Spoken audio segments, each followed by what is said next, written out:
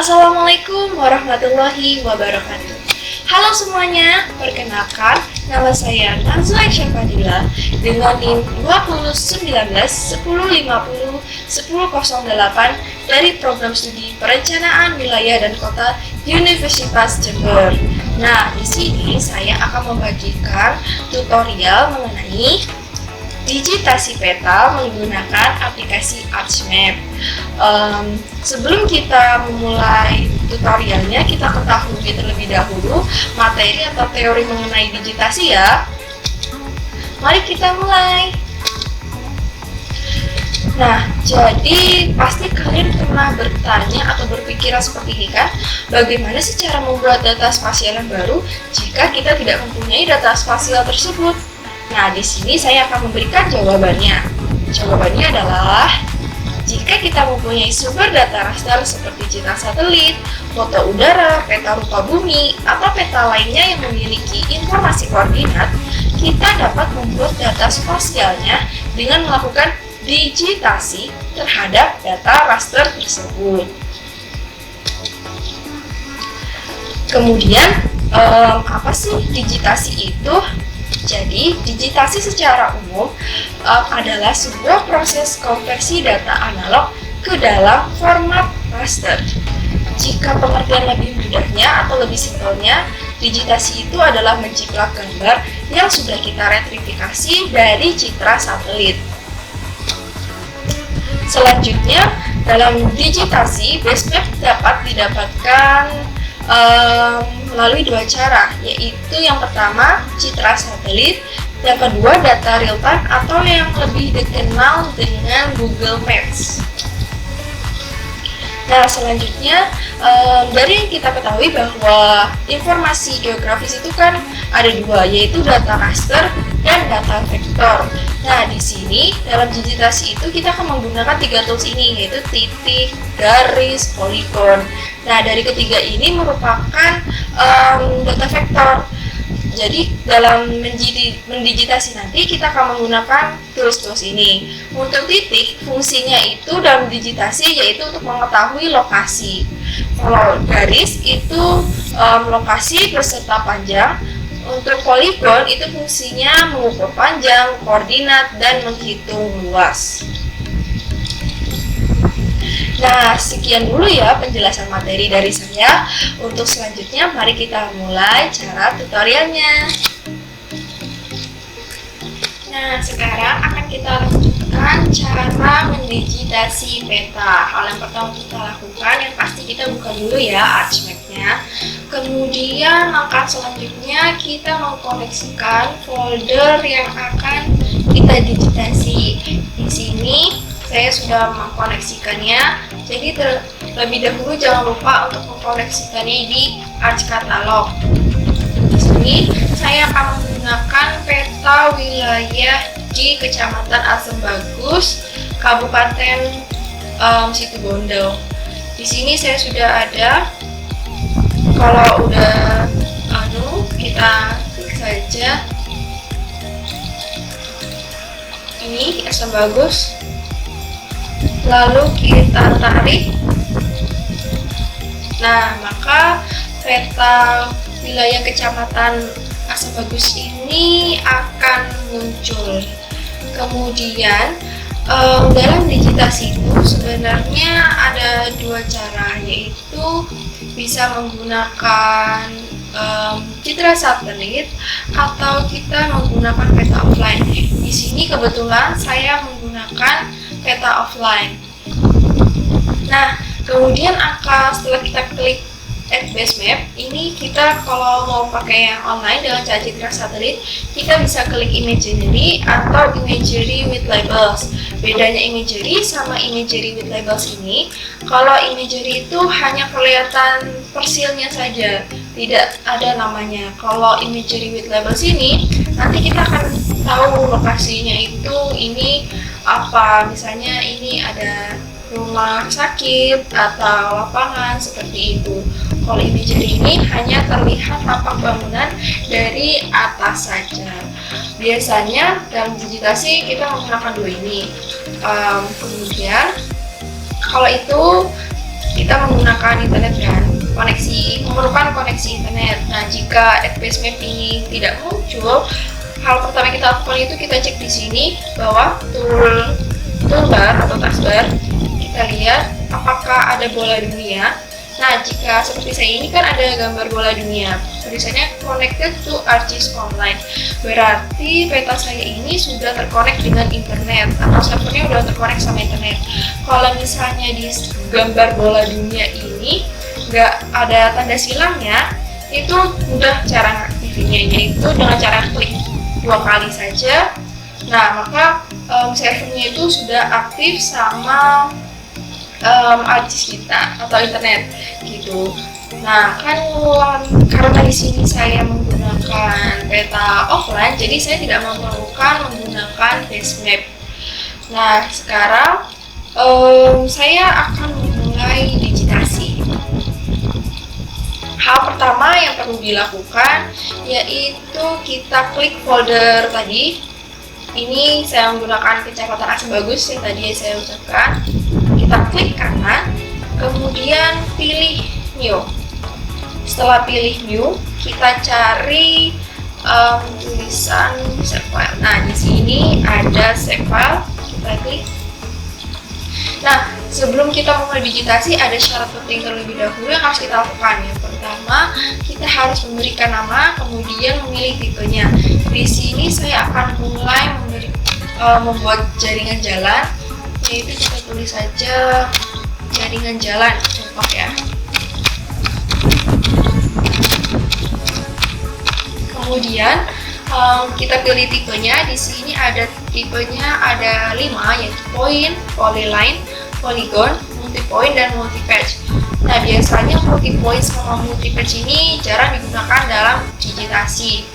Karena saya di sini membuat jaringan jalan, oleh karena itu saya akan pilih polyline. Kalau seperti dari artinya line itu kan garis, kalau point ini kan titik. Nah, kalau polygon ini nanti berupa hasilnya kotak yang ada isinya. Jadi saya di sini akan pilih polyline. Ke langkah selanjutnya kita klik edit. Nah, lalu di sini ada lagi muncul geographic coordinate system dan projected coordinate system.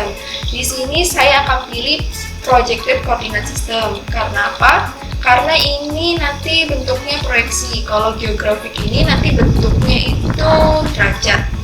Kita klik saja projected. Lalu kita cari UTM. Nah, mengapa sih kita pilih UTM? Karena ini dapat menghitung satuan luas panjang. Karena itu kita klik UTM. Lalu kita cari WGS 1984. Mengapa kita pilih WGS 1984? Karena ini memang biasanya digunakan oleh orang-orang seluruh dunia itu selalu pakai WGS 1984 ini. Lalu kita klik saja ini. Nah, di sini ada muncul lagi pilihan long term atau short term. Nah, di sini saya milih short term karena kebetulan Asabagus ini berada di selatannya garis khatulistiwa. Untuk mengetahui itu, kita cari terlebih dahulu informasi mengenai wilayah yang akan kita digitasi itu berada di sebelah utaranya garis khatulistiwa atau di sebelah selatannya garis khatulistiwa. Kemudian saya klik short term ini, lalu kita cari. Nah, ini 49S. Kenapa jadi 49S? Karena 49 ini artinya grid. Dari video yang sudah saya jelaskan sebelumnya, menjelaskan bahwa setiap wilayah itu punya gridnya masing-masing. Kebetulan Asabagus ini berada di grid ke-49 dan S. Nah, S ini apa? S ini artinya south, atau yang tadi sudah saya bilang bahwa Asabagus berada di sebelah selatannya garis khatulistiwa. Kemudian kita klik saja. Jadi sebelum mulai kita harus cari info terlebih dahulu, wilayah kita itu ada di mana ya? Ada di sebelah mananya garis khatulistiwa dan ada di grid keberapa. Kemudian kita klik OK. Lalu nanti ada muncul description ini. Jika sudah, lalu kita lanjutkan dengan OK saja. Nah, sekarang kita mulai mendigitasi. editasi atau ngeditnya ya. Yang pertama kita perlukan yaitu tools editor. Nah, di sini karena saya sudah mengaktifkan, maka sudah muncul editornya. Kalau belum muncul, itu tinggal klik kanan, kemudian aktifkan editor. Ini ada centangnya. Kemudian kita klik editor ini.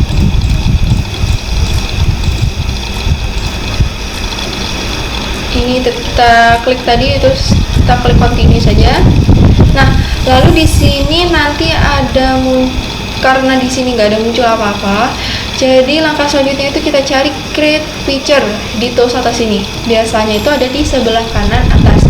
Nah, ini ada tulisan create feature kan, jadi kita klik saja. Nah, di sini lalu akan muncul kita beri nama tadi kan jaringan jalan ya. Jadi ini kita klik jaringan jalan, lalu di bawahnya ini ada pilihan, ada line, ada rectangle, ada circle, ada ellipse, dan freehand. Karena kita ingin membuat jaringan jalan, otomatis kita pilih line kan. Jadi kita klik saja line, kemudian ini kita zoom daerah mana yang mau kita bikin jaringan jalan.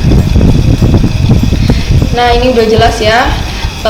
Misal saya akan buat jaringan jalan nih di sini. Ini tarik garis. Ini titik pertama, kemudian lanjutkan lagi. Nah, kalau udah bikin garisnya ini atau jaringan jalannya itu kita tinggal ke kanan aja. Lalu kita cari finish sketch. Nah, di sini kan ada tulisan finish sketch, berarti artinya kan menyelesaikan gambar gitu ya. Jadi kita klik saja finish sketch. Nah, maka akan muncul garis gini ya, garis berwarna gini jaringan jalannya. Nah, kalau misalnya kalian ingin mengubah warna garisnya ini, bisa kok dengan cara ini. Kita klik ini, lalu ini colors. Di sini saya akan pilih warna merah misalnya. Warna merah, lalu di sini ada pilihan ketebalan dari garisnya. Saya akan pilih 3 misalnya gitu ya. Kalau udah kita klik OK.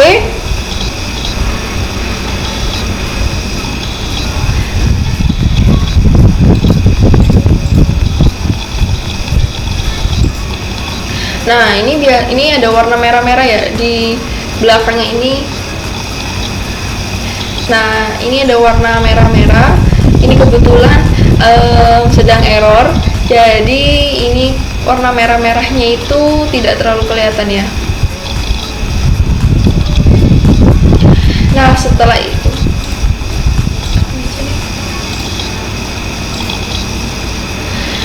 nanti kan akan muncul garis seperti ini ya. Kalau kita mau ubah warnanya, kita tinggal di sini aja. Kita pilih mau warna apa, terus ketebalannya berapa, kayak gitu ya. Terus ini kita lanjutkan saja. Nah, ini kalau setelah kita membuat garis ini, kita harus cari tahu terlebih dahulu identitasnya. Jadi cara mengetahui identitasnya itu dengan cara klik kanan, lalu cari open attribute table.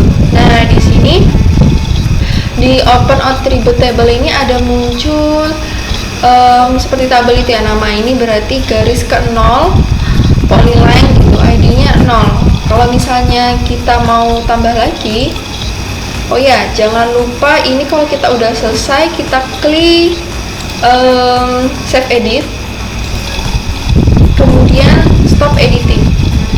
Nah, mengapa sih kita melakukan hal seperti itu? Karena kalau misalnya kita lupa buat stop editing, kemungkinan data yang kita buat sebelumnya tadi itu bakalan hilang. Jadi kita perlu banget buat ngelakuin stop editing ini. Nah, kalau misalnya kalian pengen nambah lagi nih gambar garis, itu caranya mudah banget loh. Dengan cara diklik editor lagi, terus kita cari snapping. Kita klik snapping. Nah, di sini nanti akan muncul snapping itu terlihat ya. Ini anggapannya itu seperti magnet gitu. Jadi kita aktifkan dulu snappingnya. Kita aktifkan semua snapping, lalu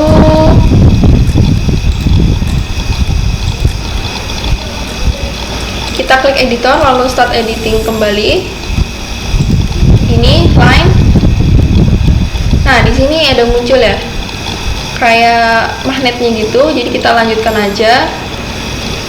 Nah udah, itu cara buat nambahin garisnya, garis jaringan jalan yang tadi kita mau.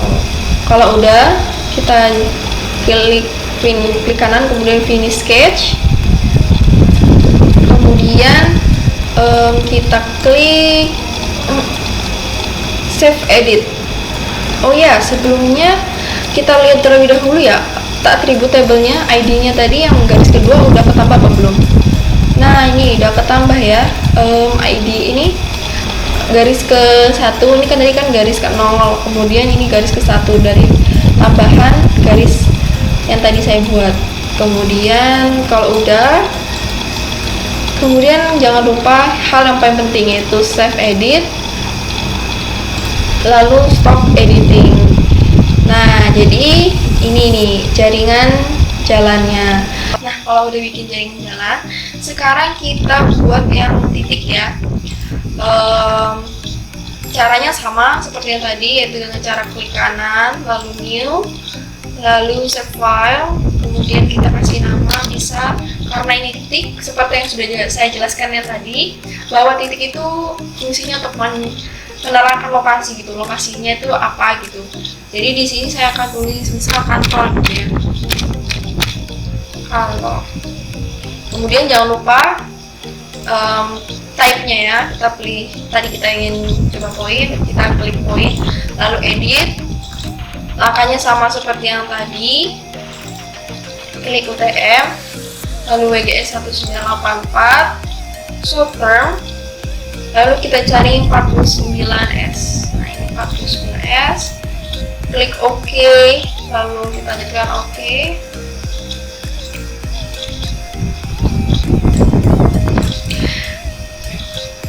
Nah, di sini saya akan kasih nama misalnya apa ya? Rumah sakit gitu ya. Rumah sakit. Kemudian kita klik edit. Nah, kemudian kita ini sama langkahnya, yaitu dengan cara klik kanan, klik new, lalu cari tulisan save file.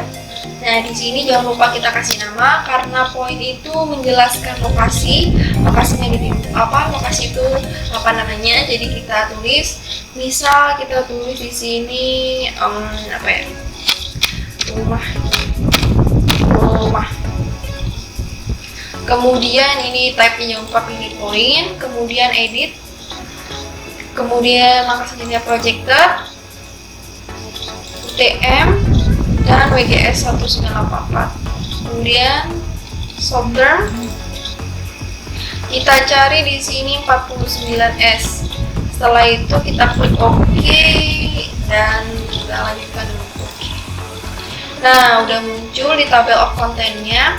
Langkah selanjutnya yaitu mulai mengedit atau buat titiknya.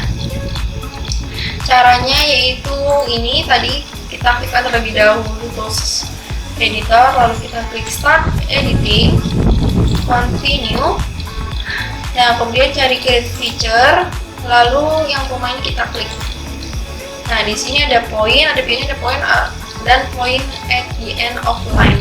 Di sini saya akan pilih point dan saya akan ngambil, karena namanya di rumah ya, berarti semisal rumah ini ya, ini rumah gitu. Nah, nanti akan muncul titiknya ini. Kemudian kalau misalnya kalian mau mengubah warna atau ukurannya atau bentuknya, ini tinggal klik tadi ini. Kemudian ada pilihannya, ada gam, ada lingkaran, ada kotak, ada segitiga, ada pentagon, dan lain-lainnya. Di sini saya akan pilih misal bulat ya. Itu ada aturannya sendiri ya. Misal ada SPBU itu bulat atau kotak atau segitiga, jadi ikutin aturannya. Tapi karena di sini saya hanya mencontohkan, jadi saya hanya sembarang gitu ya. Terus saya akan pilih colornya warna merah gitu ya. Kalau udah, tinggal klik OK, lalu ini udah muncul warna merah ya. ya. Nah, kalau udah jangan lupa hal yang paling penting, yaitu klik editor, lalu save edit, dan stop editing. Hal itu dilakukan supaya file kita nggak hilang ya. Nah, kemudian karena kita udah bikin garis, bikin titik, sekarang ada yang kurang nih, yaitu bagian poligon. Nah, itu biasanya kalau poligon itu nanti hasilnya kayak kita itu mempersil setiap bangunan per bangunan. Langkahnya juga sama, yaitu ini klik kanan, lalu new, save file. Ini misal apa ya? Kita kasih nama kotak gitu ya, kotak. Kemudian type-nya jangan lupa karena kita pengen bikin poligon. Kita klik poligon, lalu edit, projected, pilih UTM, lalu WGS 1984, Southern, pilih 49S. Nah, kalau udah klik OK. Nah, karena udah muncul di tabel of content, sekarang kita mulai editor, yaitu start editing. Lalu ini kita continue saja, lalu create feature. Nah, di sini kita klik kotak. Lalu di sini ada pilihannya polygon, rectangle, circle, freehand, dan sebagainya. Bedanya polygon sama rectangle ini, kalau polygon ini sudutnya itu bisa disesuaikan sama bangunannya. Kalau rectangle ini nanti bentuknya tuh kotak aja gitu. Sudutnya itu nggak bisa diubah-ubah gitu, nggak bisa ngikutin bentuk bangunan yang kita mau gitu. Kemudian, oh ya, sebelum membuat persil ini, jangan lupa kita klik ini, kita ubah fill colornya itu menjadi no color supaya kita tuh mudah persilnya itu kan kelihatan bangunannya gitu. Kemudian oke. Lalu kita klik polygon tadinya, kemudian misal saya mau persil ini bangunan putih. Nah, kita klik.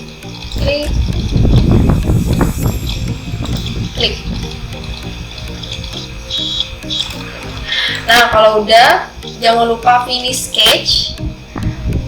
Lalu ini, kalau misalnya kalian mau kasih warna, itu kalian bisa green, blue, sun, green hijau, blue biru, sun itu kuning. Misal ini kan sesuai sama fungsinya gitu ya. Kalau rumah misal saya warna orange gitu ya. Oke. Nah, maka bangunannya persil saya akan berwarna yang saya inginkan tadi. Kalau udah, misalnya mau tambah lagi, kita bikin aja lagi gini. Nah, udah. Kalau udah, jangan lupa klik kanan, finish sketch. Kalau mau warnanya beda, kita warna pink. Oh, udah jadi deh seperti itu. Kalau udah, jangan lupa udah selesai semua, jangan lupa save edit, kemudian stop editing. Nah, karena ini udah mewakili ada garis, ada titik, ada poligon, kemudian kalian tinggal save saja filenya dalam bentuk SHP. Nah, begitu adalah penjelasan tutorial bagaimana mendigitasi peta. Semoga bermanfaat dan mohon maaf jika ada kesalahan kata dari saya. Wassalamualaikum warahmatullahi wabarakatuh. Terima kasih semuanya.